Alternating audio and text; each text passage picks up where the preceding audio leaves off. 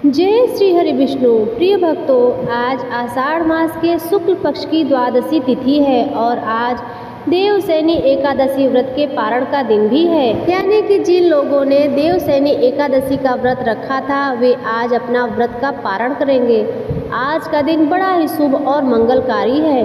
एकादशी के व्रत के दिन तुलसी माता की और लक्ष्मी माता की कथाओं को सुनने से ही व्रत को पूर्ण माना जाता है और समस्त मनोकामनाएं पूर्ण होती है। जिन लोगों ने व्रत नहीं रखा था उन्हें भी द्वादशी के दिन तुलसी माता की कथाओं को सुनने से धन संपत्ति और अनंत शुभ फलों की प्राप्ति होती है। तो आइए भगवान श्री लक्ष्मी नारायण जी के चरणों का ध्यान करते हुए इस कथा को सुनते हैं। तो प्रिय भक्तों, बोलिए श्री राधा कृष्ण भगवान की जय, बोलिए श्री यमुना माता की जय, जय तुलसी महारानी की। प्रिय भक्तों, तुलसी माता को हरि प्रिया भी कहा जाता है। भगवान श्री हरि विष्णु जितने सोने चांदी हीरे मोती और रत्नों से प्रसन्न नहीं होते उतना सिर्फ तुलसी दल से प्रसन्न हो जाते हैं। सच्ची श्रद्धा भाव से तुलसी दल भगवान विष्णु को अर्पित करने से मनुष्य के सभी संकट कट जाते हैं और मनोकामनाएं पूर्ण हो जाती है। एक बार एक गांव में एक बुजुर्ग महिला रहा करती थी। वह बहुत पूजा पाठ किया करती थी। वह रोज़ तुलसी माँ की पूजा करती और उनसे कहती, तुलसी माँ तुम मुझे बहू दो, पीताम्बर की धोती दो, मीठा मीठा भात दो, बैकुंठ का वास दो, चटक की चाल दो, पटक की मौत दो, चंदन का काट दो, रानी सा सास दो, दाल भात का भोजन दो, ग्यारस की मौत दो और कृष्ण जी का कंधा दो। वह बुजुर्ग मैया हर महीने तुलसी माता की रोज़ पूजा करती और उसके बिरवे को रोज़ सींचती थी। तुलसी माता बुजुर्ग महिला की बात सुनकर धीरे धीरे सूखने लगी। प्रिय भक्तों, तभी भगवान श्री कृष्ण जी ने देखा कि तुलसी माता सूख रही हैं। एक दिन भगवान श्री कृष्ण ने तुलसी माता के समीप प्रकट हुए और उनसे पूछा, हे तुलसी तुम क्यों सूख रही हो? सभी महिलाएं तुम्हारी पूजा करती हैं और तुम्हें रोज़ सींचती हैं, फिर भी तुम सूखती जा रही हो, इसका क्या कारण है? तुलसी माता ने भगवान श्री कृष्ण से कहा, हे प्रभु, एक बुजुर्ग महिला मेरे पास रोज आती है और रोज एक ही बात बोलती है, हे तुलसी माता सबकी दाता, मैं तेरा बिरवा सींचती हूँ, तू मुझे बहू दे, पीताम्बर की धोती दे, मीठा मीठा भात दे, वैकुंठ में वास दे, चटक की चाल दे, पटक की मौत दे, चंदन का काट दे, रानी सा सास दे, दाल भात का भोजन दे, ग्यारस की मौत दे और श्री कृष्ण जी का कंधा दे। प्रभु, मैं उस बुजुर्ग महिला की सारी मनोकामनाएं पूरी तो कर सकती हूँ, किंतु हे प्रभु, उसकी सिर्फ एक मनोकामना मैं पूरी नहीं कर सकती। मैं श्री कृष्ण जी का कंधा कहाँ से दूंगी? भगवान श्री कृष्ण जी ने तुलसी माता की बात सुनकर जोर जोर से हंसने लगे। फिर भगवान श्री कृष्ण जी ने कहा कि हे तुलसी, तुम चिंता मत करो, जब उस बुजुर्ग महिला की मृत्यु होगी तब मौके पर मैं वहाँ पहुँचकर कंधा दे दूंगा। आज सुबह जब वह पूजा करने आए तब कह देना कि सब कुछ तुम्हें मिल जाएगा। कुछ ही दिनों बाद वह वृद्ध महिला ठोकर खाकर रास्ते में गिरकर मर गई। पूरे गांव के सभी लोग आए। उस महिला को सभी लोग धर्मात्मा मानते थे। उसको तुलसी जी की डोकरी कहते थे। उसके परिवार में कोई भी नहीं था, इसलिए गांव वालों ने ही उसका अंतिम संस्कार की योजना बनाई। उसे नहला धुलाकर अर्थी पर बैठाने के लिए उसे उठाने लगे तो उसका मृत शरीर इतना भारी हो गया था कि उसे कोई उठा ही नहीं पाया। यह देखकर वहाँ के सभी लोग तरह तरह की बातें करने लगे और कहने लगे, यह इतना पूजा पाठ करती थी, हर समय माला फेरती थी, इसलिए यह इतना भारी हो गई है। वही पूरे गांव में चर्चा होने लगी कि डोगरी माई कोई भक्त नहीं थी, यह छल कपट करती थी। हम जीते जी धर्मात्मा समझते थे, वह पापी है जो कि किसी से उठ भी नहीं पा रही, यह इसके कर्मों की सजा है। इधर भगवान ने सोचा कि मेरे भक्त की निंदा हो रही है, इसलिए भगवान ने बूढ़े आदमी का वेश धारण कर कर उस भीड़ में पहुंच गए और वहां एकत्रित लोगों से पूछने लगे कि यहाँ इतनी भीड़ क्यों लगी है। लोग कहने लगे कि यह डोगरी माई मर गई है और पापिन इतनी थी कि जिससे यह उठ भी नहीं पा रही है। सब लोग उठा उठा कर थक गए। तब ब्राह्मण ने कहा, मुझे एक बार डोगरी के कानों में कहने दो, फिर देख लो कैसे उठती हैं। तो सभी लोगों ने कहा, आप भी प्रयास करके देख लीजिए।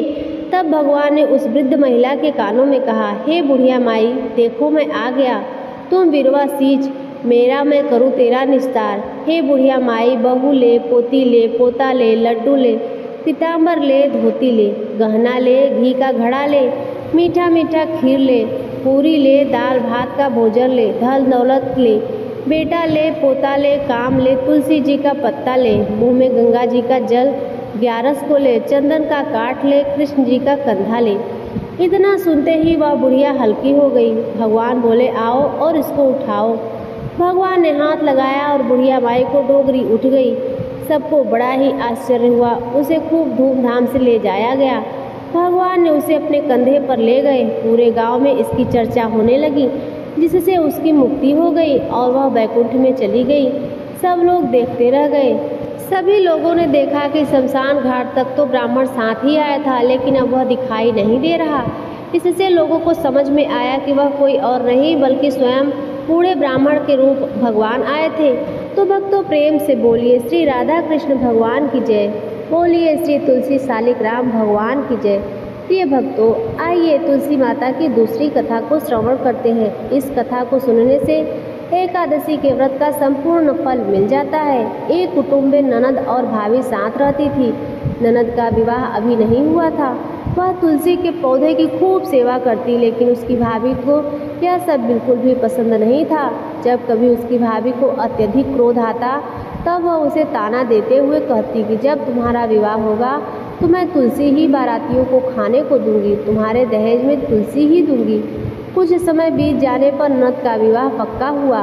विवाह के दिन भाभी ने अपने कहे अनुसार बारातियों के सामने तुलसी का गमला फोड़ दिया और खाने के लिए कहा। तुलसी जी की कृपा से वह फूटा हुआ गमला अनेकों स्वादिष्ट पकवानों में बदला गया। भाभी ने गहनों के नाम पर तुलसी की मंजरी से बने हुए गहने उसे पहना दिए और वह सुंदर सोने के जड़ाओं में बदल गई। भाभी ने वस्त्रों के स्थान पर तुलसी का जनेऊ रख दिया और वह रेशमी तथा सुंदर वस्त्रों में बदल गई। ननद की ससुराल में उसके दहेज की बहुत प्रशंसा की गई। यह बात भाभी के कानों तक पहुंची तो उसे बड़ा आश्चर्य हुआ। उसे अब तुलसी माता की पूजा का महत्व समझ में आया। भाभी की एक लड़की थी। वह अपनी लड़की से कहने लगी, तुम भी तुलसी की सेवा किया करो, तुम्हें भी बुआ की तरह फल मिलेगा। प्रिय भक्तों, वह जबरदस्ती अपने बेटे से सेवा करवाने लगी, लेकिन लड़की का मन तुलसी सेवा में नहीं लगता था। लड़की के बड़े होने पर उसके विवाह का समय आया। तब भाभी सोचती है कि जैसा व्यवहार मैंने अपनी ननद के साथ किया था, वैसा ही मैं अपनी लड़की के साथ भी करती हूँ, तो यह भी गहनों से लग जाएगी और बारातियों को खाने में पकवान मिलेंगे। ससुराल में भी इसे बहुत इज्जत मिलेगी। यह सोचकर वह बारातियों के सामने तुलसी का गमला फोड़ देती है, लेकिन इस बार गमले की मिट्टी मिट्टी ही रही। मंजरी तथा पत्ते भी अपने रूप में ही रहे। जनेऊ भी अपना रूप नहीं बदला। सभी लोग तथा बारातियों द्वारा भाभी की बुराई की जाती है। लड़की के ससुराल वाले भी लड़की की बुराई करते हैं। भाभी कभी भी ननद को अपने घर नहीं बुलाती थी। तो एक दिन भाई ने सोचा, मैं बहन से मिलकर आता हूँ। उसने अपनी पत्नी से कहा, कुछ उपहार बहन के लिए जाने के लिए दे दो। भाभी ने थैले में ज्वार भरकर कहा कि कुछ भी नहीं है, तुम यही ले जाओ। वह दुखी मन से बहन के पास चल दिया। वह सोचता रहा कि कोई भाई अपनी बहन के घर ज्वार कैसे ले जा सकता है। यह सोचकर वह एक गौशाला के पास रुका और ज्वार का थैला गाय के सामने पलट दिया। तभी गाय पालक ने कहा, आप गाय के सामने हीरे मोती तथा सोना क्यों डाल रहे हैं? यह सोचकर भाई को बड़ा ही आश्चर्य हुआ। उसने सभी हीरे मोती तथा सोना वापस अपने थैले में रख लिए। भाई ने सारी बात अपनी बहन को बताई और बड़ी खुशी खुशी उसने सारे हीरे मोती और जवाहरात अपनी बहन को दे दिए। दोनों भाई बहन एक दूसरे को देखकर अत्यंत ही प्रसन्न हुए।